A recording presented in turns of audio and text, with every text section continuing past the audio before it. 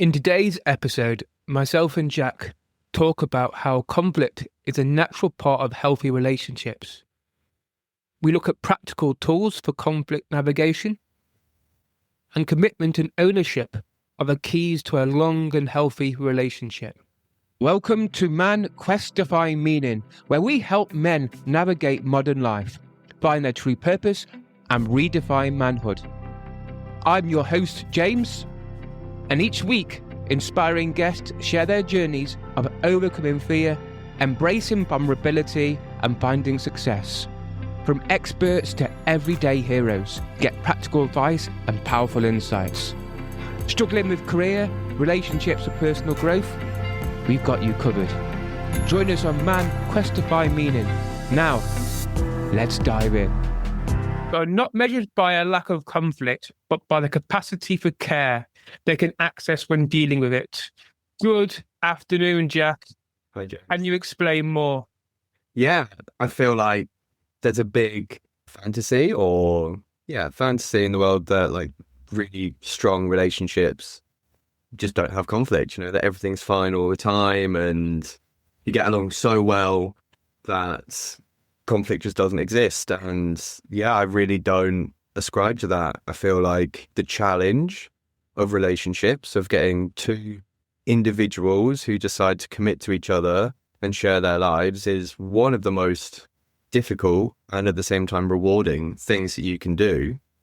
And that comes with conflict as you try and meld these two individuals together with everything that they bring as an individual. And it's all fair, it's all warranted, it all has to be there.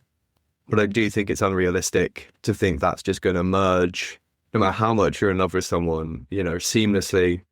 Part of what I think makes love and relationships so amazing is the ability to have disconnection, have disagreements, and come back.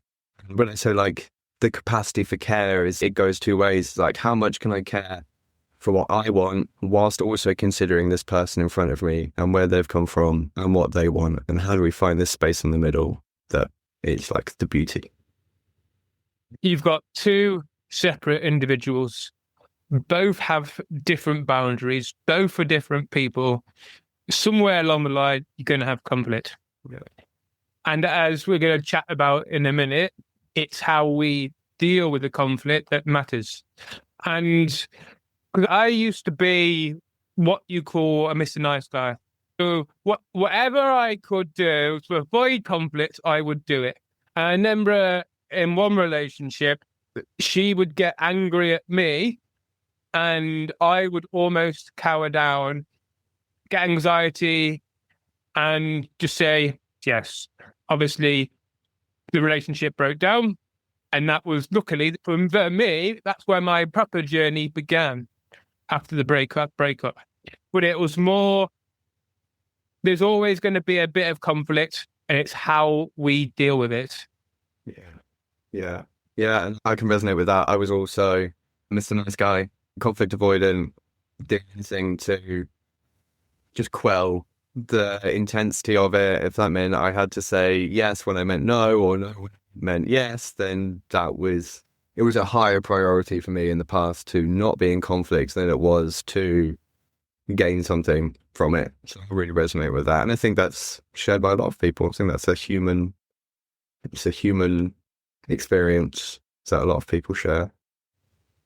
Where in your life have you been in a conflict with a partner, but have come out the other side having grown a lot? Okay. I'm in a relationship at the moment with a wonderful woman called Erica. We've been together for 7 years and we've had plenty of conflicts. I came in to the relationship off the back a few years previously, off the back of a bad breakup. It was like completely shut down emotionally, which I had actually been for many years, but that's a realization that came later. But I was like really protecting myself, only thinking about myself. And then we started forming this relationship and she's so switched on. She definitely started her journey, if you want to call it that, a few years before me. So she was always a couple of steps ahead and could recognize in me the things that I was still denying to myself. And plenty of times where she had to set boundaries, by which I mean, hey, Jack, here's what I want. Here's what I'm willing to put, here's what I'm willing to make room for, which is uncomfortable for me because I see in you how you are. And here's the stuff that I'm not willing to put up with. This is what if we continue down this path, and I'm afraid I'm out. And I would say things, I think I'm glad I can look back on this and laugh now. But one of my excuses I came out with once in the heat of an argument, I said, do you know what, Erica? You may have all this work to do on yourself, but some of us are just okay. And I look back and I'm glad I can laugh about it now. I was just like so adverse. Recognizing in myself anything that I was doing that was holding anything back, because that's how my Mr. Nice Guy thing fed into it. It was like, I'm not going to cause the trouble. I'm not going to make the waves. I'm going to make sure everyone's always happy. Obviously, my idea of happy there was just not in conflict, which is not nowadays what I define as a mark of happiness. I've lost my train of thought. Yeah, it was a lot back and forth. I got my hackles up a lot. I went super defensive, and when I got pushed to the point where I wasn't going to be able to avoid the conflict, I would come back just to deny. And yeah, we've done that a few times over the years, more than a few times. When these things crop up, we realize, this probably isn't feeding into the future that we keep on talking about building together. And yeah, taking, like, my part of that was like taking ownership over the things that I'm doing. And that was really difficult because I wanted to view myself as a person who never put anything negative out there, who never was holding anyone else back. And that's the thing, I always othered. I'm holding Erica back, I'm holding this person back, I'm holding that person back. I never would shine, turn the mirror around on me and say, actually, I'm the one who's suffering. The people around me suffering are symptoms of my suffering and my refusal to just go deeper within myself. So a lot of the conflicts that we've had have been around that. And obviously we've had what you would call mundane or silly conflicts. I forgot to do that thing that I said that I would do for you. Or the sort of humdrum everyday disconnections which happen as well, which are just as common, just as important to deal with in the correct way, because there is always a core to that. It may be, I forgot to pick up the thing that I said. But deep down, how is that? What impact is that really having? It's probably making my partner feel uncared for, not listened to, not heard. So it isn't the fact that I forgot to pick this thing up. It's, are you listening? Do you value me enough? That's what my partner was saying on some level. Do you value me enough to actually commit to the things that you say you're going to do to me or for me, whichever way it would be? Yeah. Does that answer the question? I feel like I've rambled. Yeah. It's all right. It's powerful because within a relationship, what I've come to learn is that every person is going to shine on you what you perhaps don't see in yourself, whether that's shadows, whether that's gold. And I've had to learn that the last couple of years, the last probably 3 or 4 years, and working with the shadow and how the shadow will come up to be seen. But quite often we don't see it because we aren't looking for it or we're running away. And so there's this avenue that in order for us to grow, we've got to be willing to look at ourselves first and foremost. And everybody else around us is going to reflect that. Yeah, couldn't agree more. There's like the big trap is like othering, isn't it? It's like all the problems in my life are coming externally. And none of them are coming from in here. It's not my reaction to the circumstances I'm receiving. It's the circumstances' fault. And it's so easy. That's such a safe, comfortable line of thought, because if you can ascribe to that, then you never have to look inside. And that's easy, very easy. So I don't hold it. If I hold it against anyone else, I would have to hold it against myself, because I've certainly chosen the easy path many times, but it always leads back to the same place, unfortunately. Yeah, but I think we all chose the easy path over the hard path, because the hard path, as we said, is hard. I tend to do after relationships is I would tend to have 2 or 3 years between my next one, because I've had to start to understand over the last 8 to 10 years that there's a level of work that we need to do. And I fully believe that there is one person out there who is perfect for you. But in order to get to that person who's absolutely perfect, you've got to go through, I think, quite a few relationships and to do the work on yourself. And then eventually you get to that point where that one person who is meant for you will appear. Yeah. Yeah. I couldn't agree more. I don't know if I fully feel into the soulmate thing of one person. I don't know. That's not a strong opinion either way. I don't know about that. But I do really believe in all of these relationships through your life, not just the romantic ones. It's those ones that taught you how to do relationships, family relationships, or whoever raised you. We are learning to do relationships from the moment we can talk, from the moment we're interacting, even from the moment we're born. We're learning to do relationships, even if we can't communicate. And I think that is a process, and I totally agree. It's not every people. I get mixed reactions when I say this, but it's not every relationship is meant to last forever. And I don't think that makes them any less special. It doesn't make them any less beautiful. They're all teaching us something, how to be better lovers, how to be better partners, how to be better brothers, fathers, sons, whatever it is. If we can go with intention and a bit of reflection, all of that feeds back into me, into us as individuals. And then I think that is the beauty that allows you to find that soulmate, that one. But I do think it takes the effort as well, because you can find the one and completely flush it down the toilet through not to intention. Yeah, totally agree. Obviously yourself and people that you work with, what are some of the common mistakes that people make within conflict? Okay, there are many things. I'm going to start off on the second part of conflict, which is repair. And I feel like, yeah, there are mistakes you can make in conflicts, but then by definition, I think conflict is messy. Conflict is, by definition, when you're triggered and you're probably not centered, you're not going to be your most collaborative self. And so I do allow some space in conflict for people to get it wrong. That's human. And then that's where the capacity for care comes in. How much can I care for this person who's really not serving themselves or the relationship right now? Obviously, there are agreements that you can come to when outside of conflict of how we're going to deal with it. The next time we get triggered, what are we going to do? And you put a plan in place. And then also having the grace to understand that may go wrong sometimes. And maybe you won't be able to act out the perfect scenario that you wanted to. And being able to come back to that again and review it and say, okay, what went wrong? Not, oh, you didn't do this thing that you said you were going to. Okay, what happened there? And that's the repair part. And that's what people, I think, struggle so much with.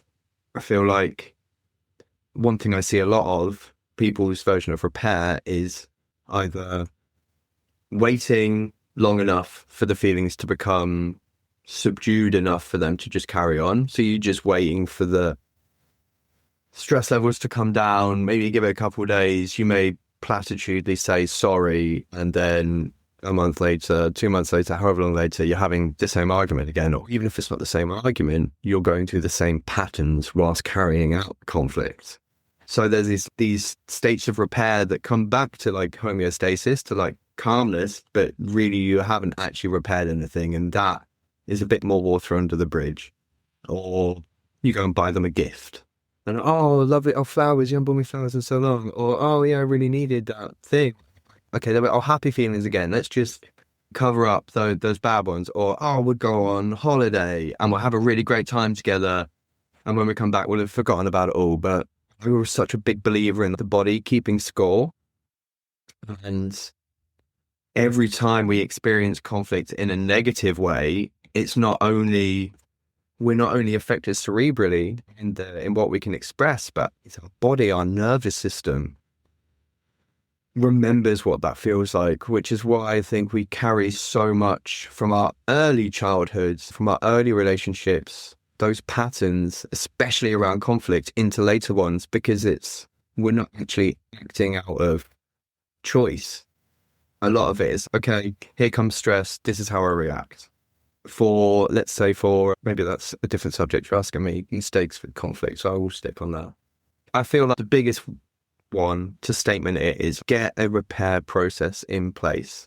Have an agreement that you can have disagreements, you can have disconnection, but you both commit to coming back afterwards. If you can't resolve it there and then, if you're both too activated, then what's the plan? Do you leave it 12 hours? Do you leave it 24 hours? Like, when is the date when you're going to come back to it? When you can both come centered and have a conversation again about what's gone on. Because it is co-created. Conflict is co-created. It's the impact of others' actions and our reactions, our triggers to the others. It's not their fault, but we are impacted by each other. And really just viewing it as that, whilst caring for the other person, what was my impact on you? What was your impact on me? Not, you did this to me. When you do this, you're in the wrong because I don't like feeling this. It's like all of this blame, he said, she said, and that just gets you nowhere, it just keeps you stuck. I have in the past spent hours revolving around a conversation where you're just arguing about, oh no, but you said it like this, so you must have meant that. And they said, oh no, I actually said it like this, so really what I meant was that. And then you're just stuck arguing over a sentence. And where is that going to lead you? Nowhere. Certainly not to a repair that lasts a long time. There's key things you mentioned there. Coming back to center. And as you mentioned, being centered, the first thing that came to my mind was breathing. Because I think as human beings, we're programmed to go. We want to get to places, we want to achieve things, but we forget to slow down and to actually breathe. And I think that's a key thing, because breathing allows us to become centered, which allows us to relax emotions. Because I think those, in an argument, in a conflict, your emotions are high. But as soon as you become centered, as soon as you start to breathe, you can start to allow and relax. And then I think that's when that's when the repair can happen, when you're calm and relaxed. And another thing that came to mind, so I'm starting to look at relationship. I think it's authentic relating. That's the one. And one of the key things I mentioned in the five principles to do with authentic relating is assumptions. Human beings, we're based on assumptions, because assumptions have kept us safe over the last probably 2 or 3 centuries and probably the rest of the time. But are our assumptions of what's going on right or wrong? And I'll give you a perfect example, and I've had to rethink about my whole aspect of this. There's a friend of mine who I occasionally feel like I'm treading on eggshells around, and I don't want to be like that, because I want to be me. And obviously, as human beings, we might say something and it might annoy somebody. I don't want to feel like I'm treading on eggshells around anybody. And so there's this idea that, am I making an assumption that every time I see him, am I going to be treading on eggshells? So I need to almost allow myself just to go and speak my truth, saying, is this right? I have to be careful what I say around you, or is that an assumption I'm making? Yeah, I love that. And I tell you what one really simple like stem that I love using when addressing assumptions or judgments or anything like that is just, I'll start off with, I have a story, which allows me to own the fact that I'm not accusing them. It's not, hey, I have to walk on eggshells around you. It's, oh, bro, I have a story that I have to do this. This is what I'm telling myself in my head. Is that true? And then suddenly you've been seen in what you're actually going through, and you offer the other person this option to be like, oh, it's not like that. Oh, it is like that. Oh, you feel no way. I feel like that as well. Or whatever it is. Yeah, assumptions and judgment as well. Just exactly what you said. They've kept us safe for so long. Back in, if you want to take it that far back, when tribalism, hunting, whatever it is, you have to make snap decisions.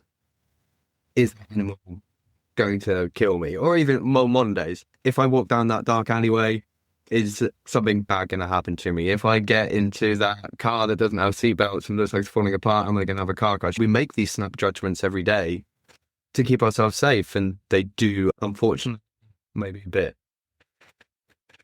They just do bleed into our social lives as well. Yeah, it's easy to fall victim to assumptions. Oh, it's very easy to fall victim. I noticed it several times. I only noticed it the other day when I was chatting to one of my friends. I jumped to an assumption. But anyway, what do you feel the difference is between, because obviously in a conflict, we have a choice. We either react or we respond. What is the subtle difference between reacting and responding? Yeah. Yeah. Okay. Reaction. Reaction is powerless. Okay. This is my views. When we react to something, it is paramount in my head or tantamount to saying, I have no choice. A plus B equals C. You raise your voice, I raise my voice. That's the equation, and I'm done. Because I have learnt over the years, that's what keeps me safe. I've had experiences in the past that say, if I shout louder than the person shouting in front of me, that person goes away and I can return to homeostasis and calm and de-stress. And reacting for me it's choiceless. It is self-serving in a good way. We are trying to serve ourselves. We're trying to get back to a place of calmness and reduce the cortisol, reduce the adrenaline. The problem is that a lot of these patterns are formed in our formative years, don't actually have the legs or the foresight to see what we need in the future. Although maybe a 10-year-old is served by just like getting danger out of their space as quickly as possible. Whereas a 25-year-old or 35, 45, however old, someone who is like in an adult committed relationship or even still with family members, close friends, wherever it is, suddenly you may have extra value in wanting to care for that relationship and actually seeing your hopes for that relationship come to fruition. So like react, I think is just like animalistic, get me safe. Doesn't matter the impact, doesn't matter the consequences. The only thing that matters in the reaction is how do I keep myself safe or get what I need out of this situation.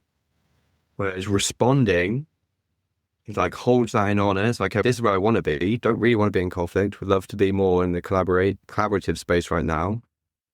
And I also realize that what's happening in front of me is not conducive for me accessing my compassion, my curiosity, or my ability to collaborate. So how do I respond in a way that is going to get me what I want, big picture wise? And that's where I was talking about earlier, the big mistakes between, well, the mistakes people make around conflict. So that's why those conversations when you're calm, and I was going to use the word sober, but I suppose it's not like no adrenaline, no cortisol, just like everyday me. And I make those agreements. That's the response. It's okay, next time I feel like I'm getting super stressed, it could be simple as I'm going to name it. Instead of shouting back, I'm going to choose to say, hey, I'm struggling right now. Hey, I feel really angry right now. And I feel like I'm wanting to just shout back at you. Or it can be as simple as just naming it rather than being it. We can feel anger and not have to express raw anger at the same time. It doesn't mean that one has to not exist. In fact, that's, I think, crippling. That's the opposite of what we want. It's not about denying that the anger is there in the first place or whatever's coming up for you.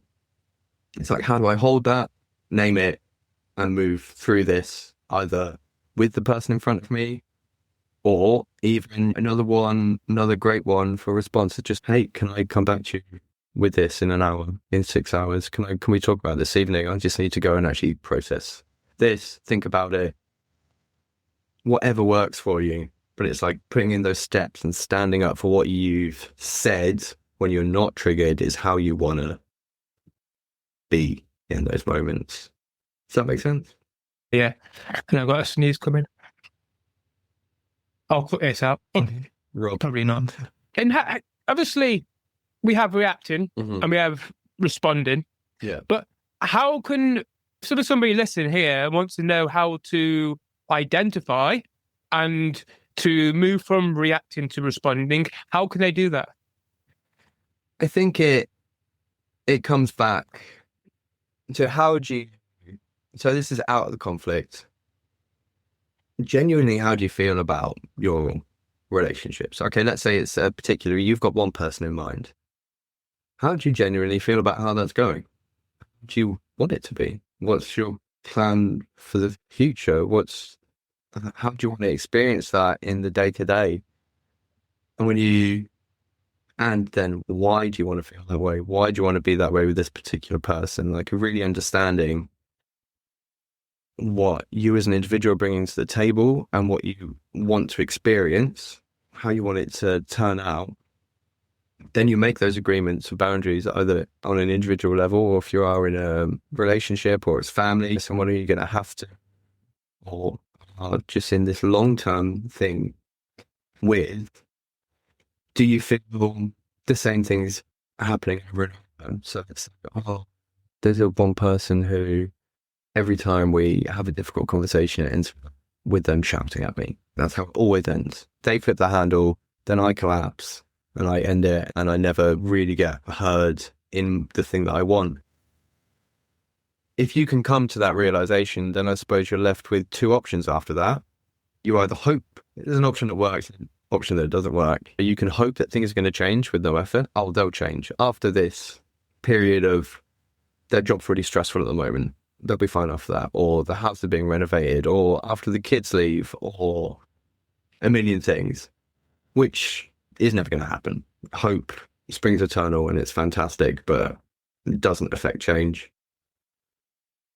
You can leave the relationship. That is always an option. You can turn your back in and say, no, I don't want this. Which sometimes you have the option to do. I would say it's probably, I think, and this is personal opinion, but I feel like that's all personal opinion. A lot of people refuse that option of leaving or of redefining it in a way that works for them with such a hard boundary line. Or the option is like, how do I want to do this differently? And we have to maybe within that own the fact that, okay, if this person in front of me is I'm always getting the same reaction out of them, how can I communicate differently with this person to try and get a different response to be heard? Or what am I not hearing in them that they're screaming about wanting to be seen in, that actually I'm so obsessed with being seen over here, I'm not just taking a pause and seeing what's going on in front of me. So I think the way we know how our boundaries are being crossed is getting really clear out of conflict about what our boundaries are. It's not so much like we're always allowed to get triggered. I don't feel like there's a level of enlightenment for anyone. This is it. I'm now so at peace with myself that nothing anyone can ever say will affect me. Because for that to be true, that means you'd have to stop valuing things. We protect what we value, and sometimes those values come under threat.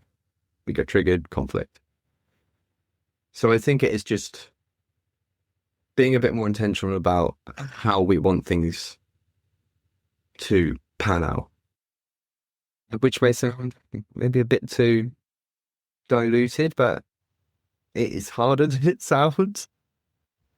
It is harder than it sounds to really decide and commit to a plan moving forward, because a lot of the time conflicts, I would hope that if you're in a relationship that you want to go the distance, that you aren't in regular conflict. I don't want to be misconstrued, and because there are those high conflict couples who maybe have a massive blowout every single weekend. They go out, they have a drink or whatever it is, have a massive blowout. By the next day, they're sweeping it under the rug. Oh, that's just how we are. And then every week are these huge, massive shouting arguments. And I don't think that's definitely not healthy. That's not the sort of conflict I'm talking about. I feel like in relationships, you're probably only going to get a chance very sporadically to truly practice in that moment when you're full trigger to be like, okay, this is my opportunity to do the thing that I said I was going to do. And maybe you'll succeed, maybe you won't. Some of it will go right, some of it will go wrong. And again, that's why it's so important to be able to come back afterwards and have that communication and talk about what went right and what went wrong.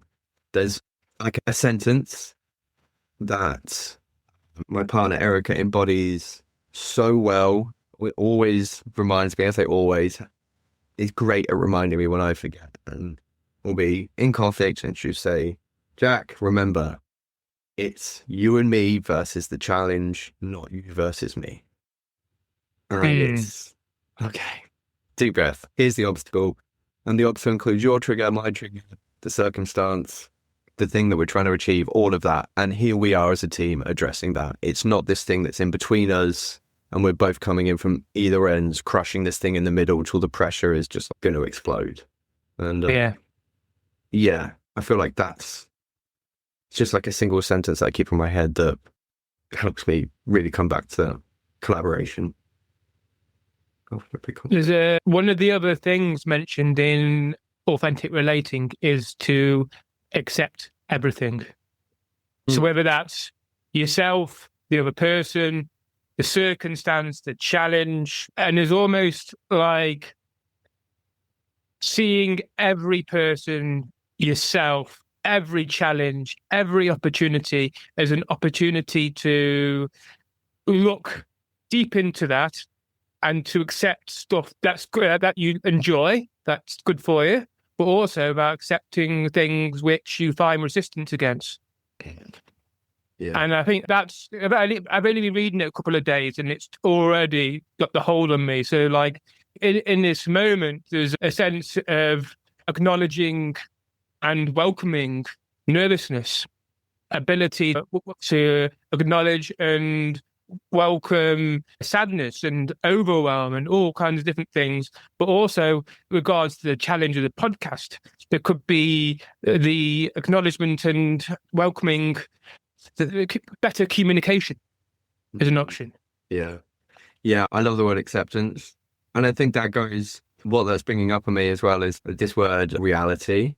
Two people can have exactly the same, can be in the same place and experience the exact same event and come away with completely different realities about what has just transpired. And I think that acceptance really bleeds into that as well. It's, can I accept that the person in front of me thought I was shouting at them? Even though I am convinced that I didn't raise my voice, that I didn't use an aggressive tone to my measure of what angry is, I was a 3, which is nowhere near the top of the scale, but the impact it's had, that person felt like I was shouting. That person felt like I was furious. Can I sit here and accept that's their reality and it's true? My reality is also true. No one is right or wrong. It's you're both right. You've both had your experiences. Can you accept the other person's experience and then work from that point? Because again, I mentioned slightly earlier, I feel like that's one of the easiest places to get stuck in he said, she said. You didn't raise your voice. No, I didn't raise my voice. No, I did. No, you didn't. No, I did. Where are we going with this? So yeah, I love that on acceptance. Like you say, everything, accept everything in you as an individual and accept what's in front of you as well. One of the most powerful things Erica ever said to me was basically, and this is going to sound bad, but it was beautiful. She listed all the ways that she saw, this is a fair bit into our relationship, that I wasn't serving myself. And this isn't like her judgments coming externally. She's reflecting back things that I've said. She's reflecting back what she sees in my actions and all of this. And she lists it out. And then at the end goes, and I still love you. And I'm still here for you. Even though, when you do this, it has this impact on me. It has this impact on our lives. It has this impact on you. I still love you for all of that. I'm here with you as and if and when you choose to work through this. And it's like that level of acceptance that's like pinnacle, I think. But again, you have to have your boundaries in that. It's not just, here are all the things that aren't going to serve us in the future or serve you, and I'm willing to take all of it.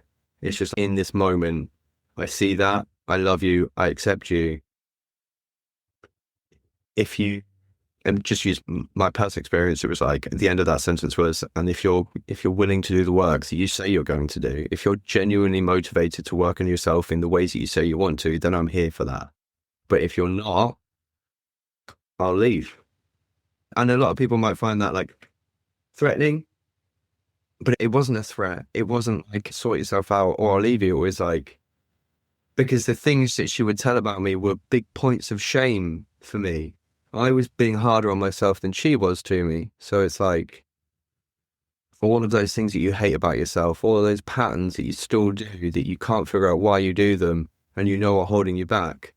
I love even those parts of you, the parts that you hate about yourself. I love you for that. And I personally had to hear someone else say that for me to be able to be like, okay, I can have all these great attributes and also restrictive patterns, and they're not separate me's. It's all me. It's all the whole. Without one, I wouldn't have the other. And that's just such more of a firm grounding to start from when it comes to making individual change. So acceptance is, again, an easy word to say, an easy word to like talk about, but hard in practice. A couple of years back, I did the Mankind Project and I did the Warrior Training weekend. And after the Warrior weekend, you come back into groups and you do, I think it's 8 weeks to step in. So then you can go into the men's groups. Now, one thing we did, which is a very male-based thing, because I think for men, we're quite blunt and to the point quite often. I think sometimes women, they do a similar version, but I think from what I've gathered, they do it a little bit softer around the edges. And the exercise was, I see in you, and you'll tell the man what's in them. So basically, you're looking at, perhaps to start off with, something you don't like about the man. But then that man is your mirror. So you might say something like, I don't like how you treat that person. Or I don't like how you shame him.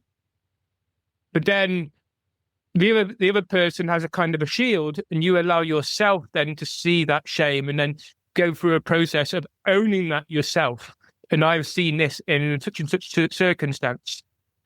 Now, the other person has the option then at the end of that exercise to accept that in themselves or not.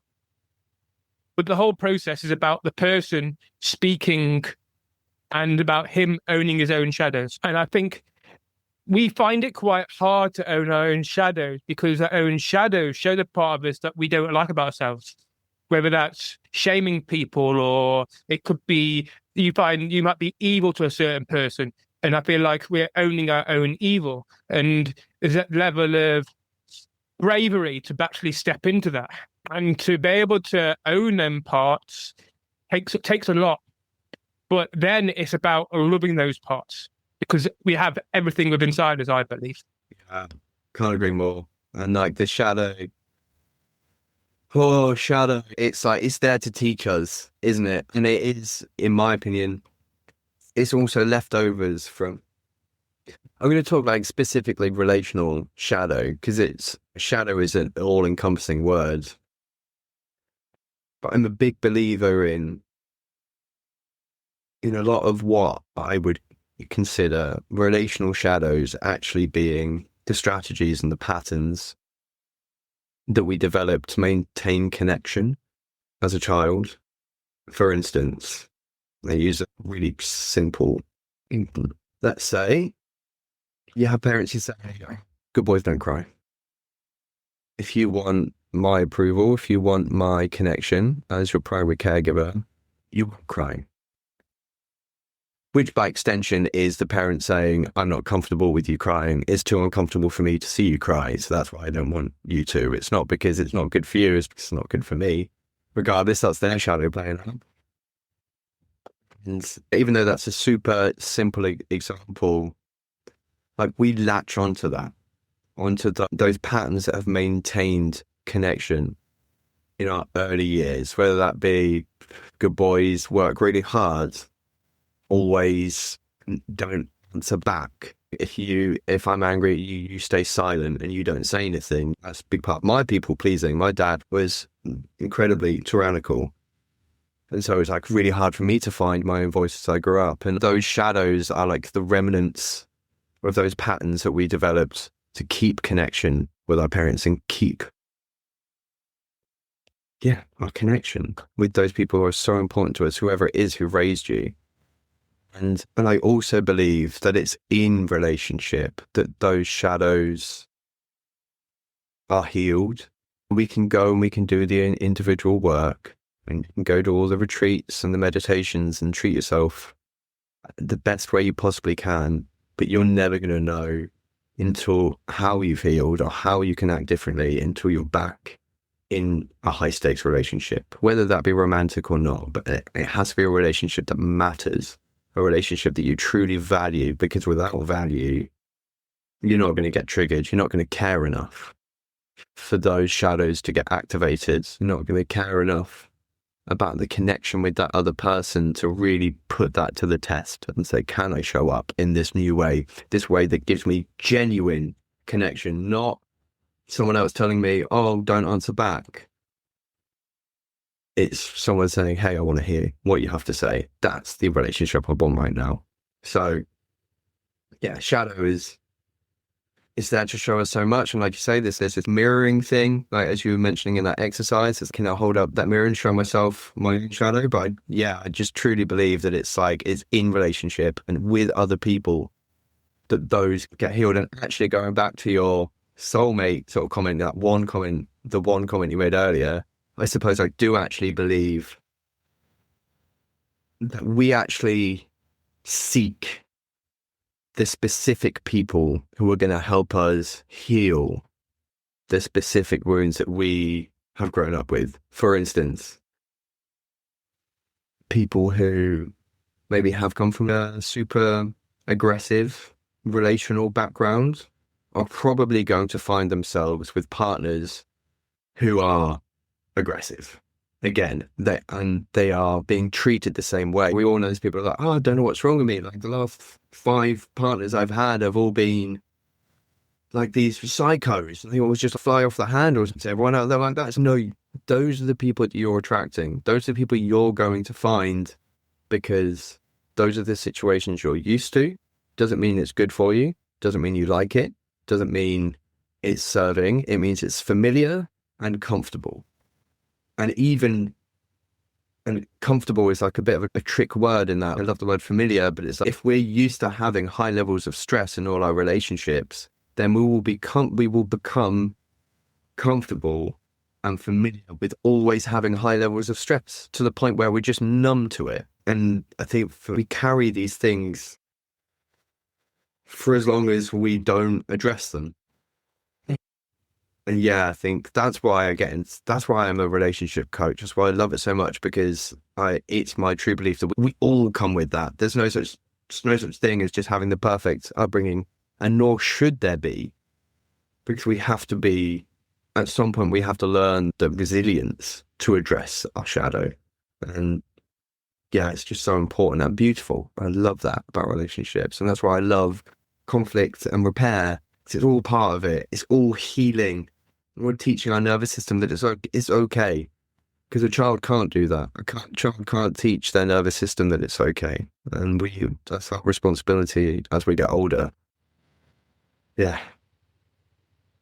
So it's taken us quite a while, but can you tell us your story?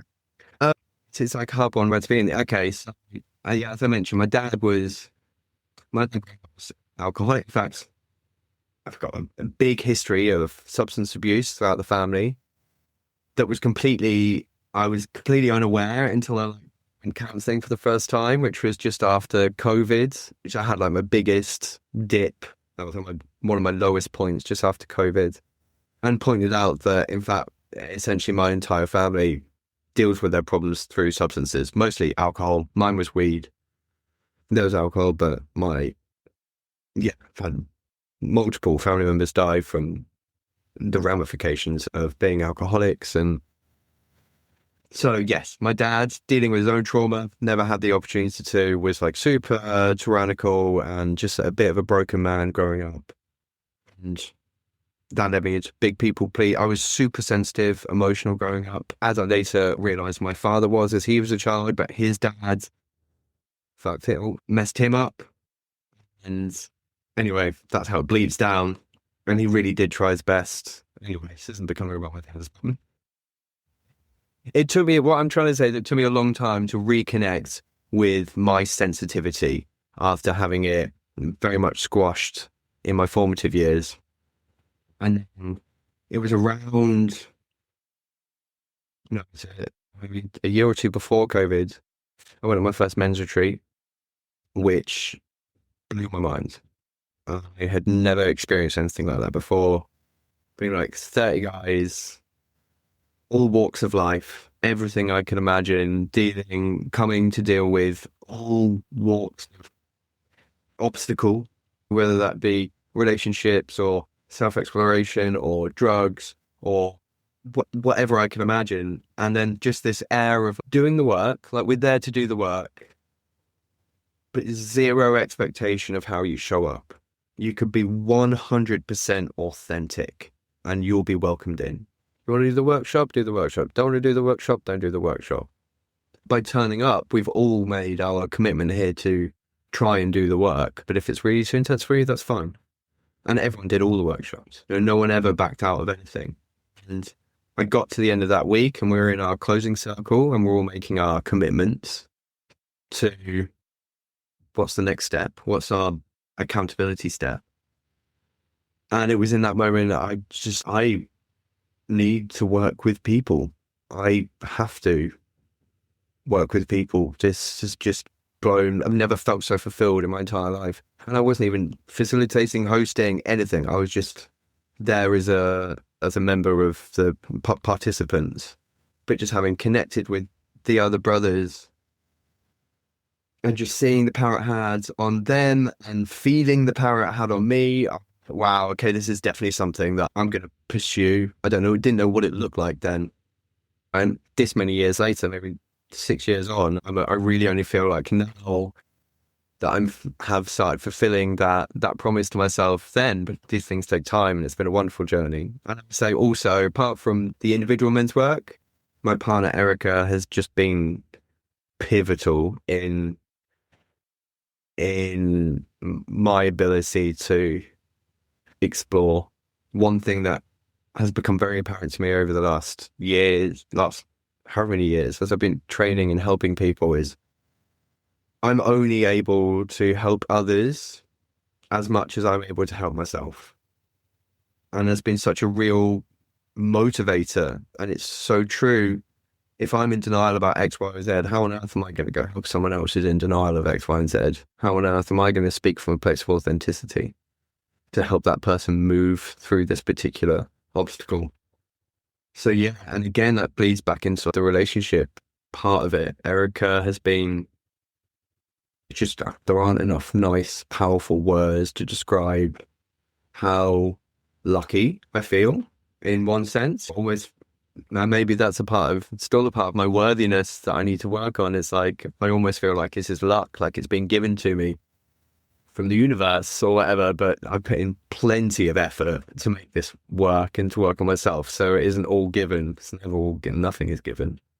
But I would say those two things are like the main factors of or three things: my upbringing, finding men's work, and finding a relationship that's really motivating me to improve myself.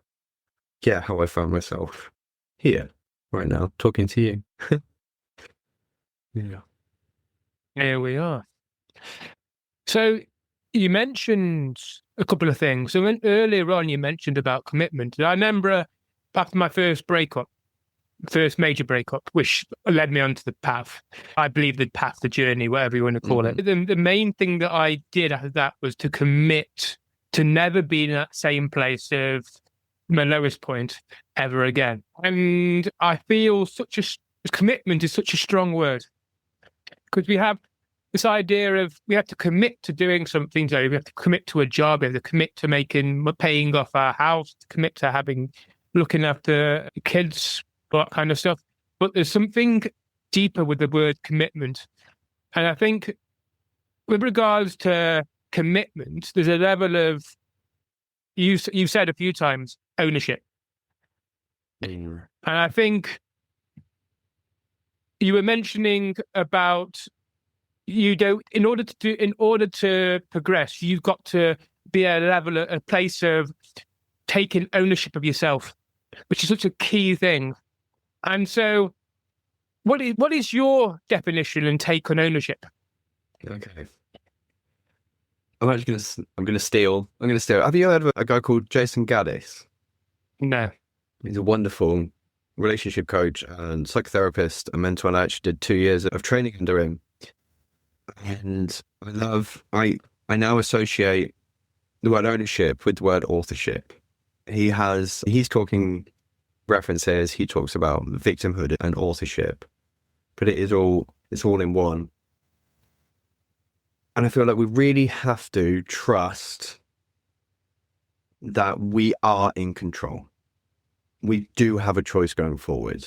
And there are events which we are a victim of. So it's like someone cheats on us, someone hits us, those truly like bad things which we are victims of. It's hard to take ownership over those bad events where we are true victims.